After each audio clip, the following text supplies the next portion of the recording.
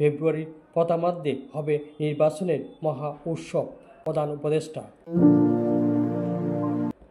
প্রধান উপদেষ্টা ও জাতীয় ঐক্যমত্য কমিশনের চেয়ারম্যান অধ্যাপক ডক্টর মোহাম্মদ ইউনূস বলেছেন, আসন্ন জাতীয় নির্বাচন হবে একটি মহা উৎসব, যা জাতির জন্য নবযাত্রার সূচনা ঘটাবে। আজ রোববার ফরেন সার্ভিস একাডেমিতে জাতীয় ঐক্যমত্য কমিশনের সঙ্গে বিভিন্ন রাজনৈতিক দলের বৈঠকে অংশ নিয়ে তিনি একথা বলেন। প্রধান উপদেষ্টা বলেন, ফেব্রুয়ারিতে নির্বাচন হবে, ফেব্রুয়ারির প্রথমার্ধে নির্বাচন হবে, সে নির্বাচন মহা উৎসবের নির্বাচন হবে।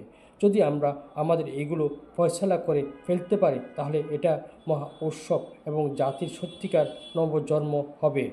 এটা শুধু নির্বাচন না, এটা মহা উৎসব।